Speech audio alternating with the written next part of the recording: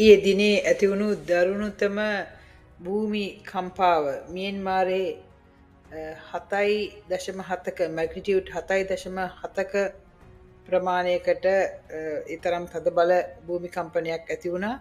ඒ වගේම මේ වෙද්දී 1600කට වැඩි පිරිසක් මරණයට පත් වෙලා තවම ඊට වැඩියෙන් ඉන්නවා. එහෙත් තවම කී දෙනෙක් ජීවිතක්ෂයට පත් වුණාද කියලා කී දෙනෙක් ජීවිතක්ෂයට පත් වුණාද කියලා අපි හරියටම දන්නේ නැහැ. මියන්මාරයේ තියෙන්නේ හමුදා පාලනයක්.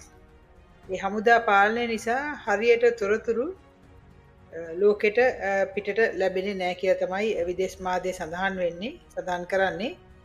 මේ භූමිකම්පාව 7.7ක භූමිකම්පාව ඇති වුණ අවස්ථාවේදී තායිලන්තය සහ චීනටත් දැනෙන තරම් ඒක බරපතලයි කියලා තමයි සඳහන් වෙන්නේ. මොකද තායිලන්තයේ බැංකොක් නුවර හැතැප්ම 800කට දුරින් තියෙන බැංකොක් නුවර හදාගෙන යමින් පවතින බිල්ඩින් එකක් ගොඩනැගිල්ලක් කඩා වැටලා 100කට අධික පිරිසක් මේ වෙද්දී අතුරුදහන්ව ඉන්නවා.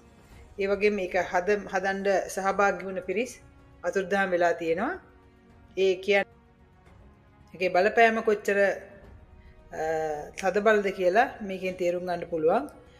ඒ වගේම මෙම ප්‍රදේශයේ ඒ කියන්නේ මේ මියන්මාරයේ මැන්ඩලේ කියන ප්‍රදේශයේ මිලියන 1.5කට වැඩි පිරිසක් මිනිස්සු ජීවත් වෙනවා කියලා තමයි සඳහන් වෙන්නේ.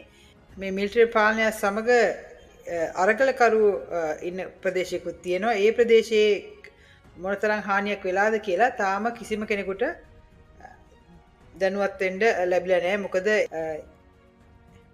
මියන්මාරයේ පාලම්, පාරවල්, ඒ වගේම විදුලිය කපා හැරලා පාලම් සහ පාරවල් කඩා වැටලා තියෙනවා. ඒ වගේම ඉන්ටර්නෙට් වැඩ කරන්නේ නැති නිසා හරියට තොරතුරක් දැනගන්න අමාරුයි. මේ මියන්මාරයේ තව සිදුවීම් වාර්තා වෙනවා. මේ උස බිල්ඩින් වල තියෙන ඉන්ෆිනිටි පූල්, ඒ කියන්නේ පිහිනුම් තටාක, ඒ අයිනට වෙන්න තියෙන පිහිනුම් තටාක වල වතුර හරියට දියැලක් වගේ ඒ පිහිනුම් තටාකේ ඉඳලා පල්ලෙහාට ඒ බිල්ඩින්ගෙන් පල්ලෙහාට වැටෙනවා. වීඩියෝ දක්වන්න ලැබෙනවා. මේකේ සමහර ස්ථානවල මේ ආකාරයට පිහිනුම් තටාක වලින් එන වතුර නිසා මිනිස්සු ඒකෙන් වතුරෙන් බේරෙන්න දුවන අවස්ථාවක් දක්වන්න ලැබුණා. තවත් මෙහිදී අපි දැක්කා මේ මිලිටරි පාලනය විසින් මියන්මාරයේ මිලිටරි පාලනය විසින් ජාත්‍යන්තරයෙන් උදව්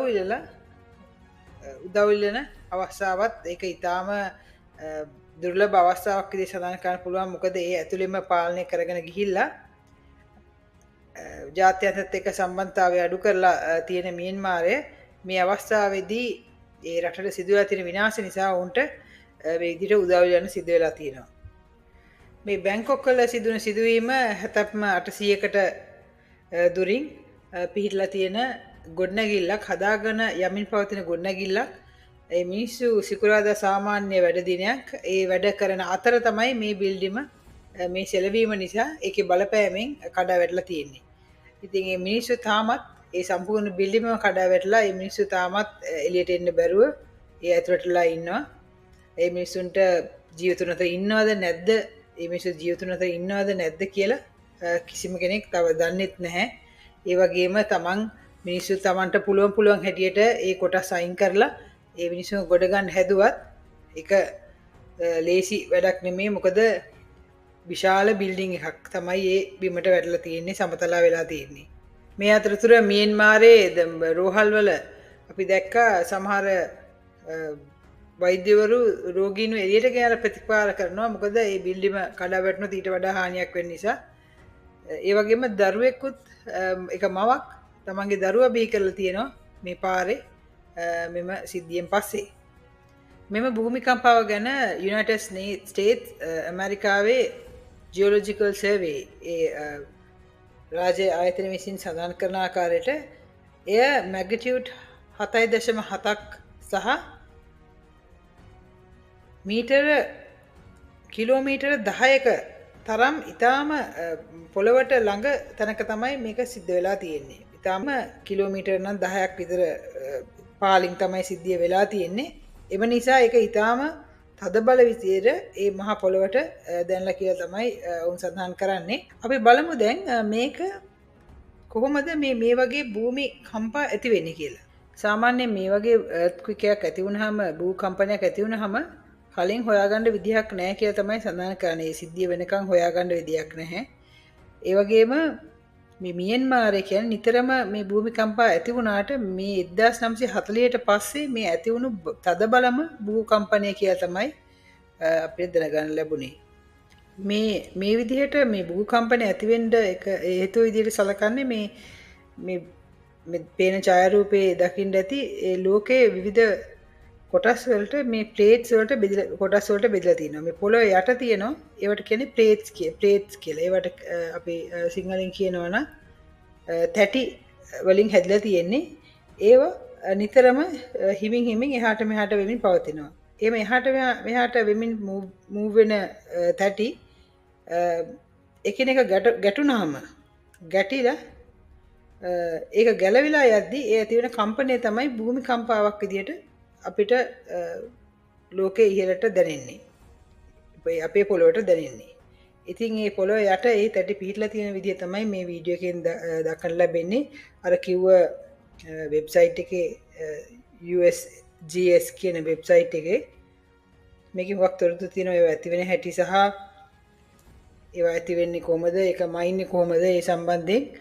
ඉතින් මේක මේ විදිහට ඒ ගැටීම ඇති වෙන එක පොළොවට ළඟ වුණොත් ඒ කම්පනය හුඟක් වැඩි. භූමිකම්පන ඇති වුණාට පස්සේ ආෆ්ටර් ෂේක්කුත් වෙන්න පුළුවන්. ඒ කියන්නේ පසුව ඇතිවන කම්පනය ඒක සාමාන්‍යයෙන් සතියක් මාසයක් සමහරට අවුරුද්දක් විතර ඇතුළත වුණත් ඇති වෙන්න පුළුවන් කියලා සඳහන් කරනවා. මේ තැටි එකිනෙක ලිස්සා යාම නිසා තමයි මේ විදිහට කම්පන ඇති වෙන්නේ. මේ පොළවේ මේ ඉහළ තිබ්බට පොළොවේ යට සාමාන්‍යයෙන් කෑලි එකතු කරලා හදන පසලයක් වගේ තමයි තියෙන්නේ. ඒ පසල් එකේ හිමින් ගමන් කරමින් තියෙන පසල් එකක්. ඒවා එකිනෙක ගැටිලා හැප්පිලා ඇතිවන ඒ කම්පනය තමයි මේ උඩට පොළොවට දැනෙන්නේ. ඉතින් අපි ප්‍රාර්ථනා කරමු ඊටාම ඉක්මනින් මේ මිනිස්සු යට වෙලා ඉන්නවා නම් ඒ පස් කඳු වලට හරි ගෙවල් වලට හරි යට වෙලා තියෙනවා නම් ඒ අය බේරිලා ඒ අයගේ ජීවිත බේර ගන්න ලැබෙන්න කියලා අපි ප්‍රාර්ථනා කරමු. ඒ වගේම මේ වගේ දෙයක් නැවත නොවේවා කියලා අපි ප්‍රාර්ථනා කරමු. ස්තුතියි.